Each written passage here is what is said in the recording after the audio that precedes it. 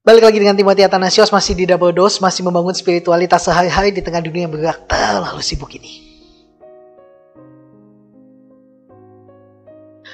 Halo semuanya, hari ini tanggal 17 November dan firman Tuhan hari ini kita akan bicara tentang the most eligible bachelor. Kayak acara bachelor ya.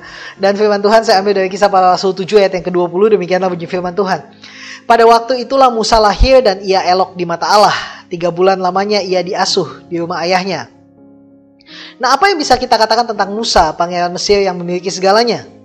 Penulis Kisah Rasul tampaknya sangat mengidolai pribadi Musa, yang dididik dalam segala hikmat orang Mesir, berkuasa dalam perkataan dan perbuatannya. Bandingkan Kisah Rasul pasal 7 ayat yang ke-22.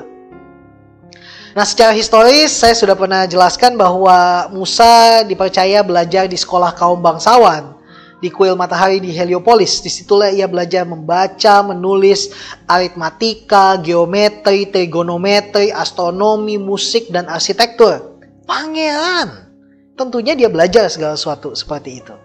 Kaum bangsawan Mesir juga belajar tentang pengobatan secara umum, pengenalan anatomi tubuh manusia, kesehatan gigi, kimia, dan metalurgi, kepandaian untuk mengolah besi, tembaga, dan emas. Pokoknya Musa itu top banget.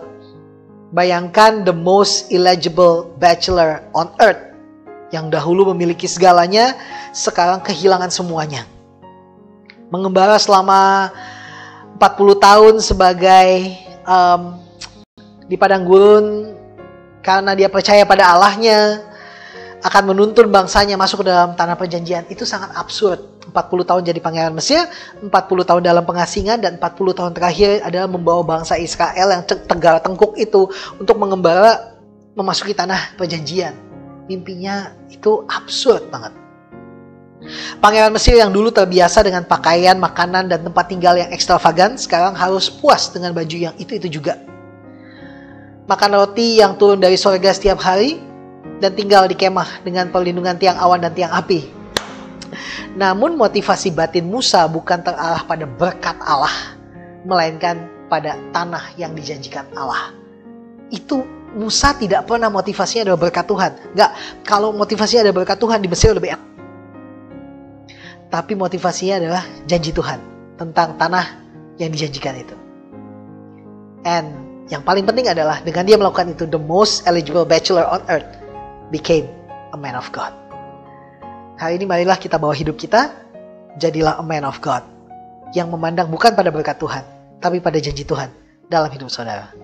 Okay? Di mana tempat Tuhan tempatkan saudara hari ini, disitulah janji Tuhan dimulai. Ikuti Tuhan terus, ikuti firman-Nya. I pray for you guys. Amal mulya dalam Gusti. Tuhan Yesus memberkati.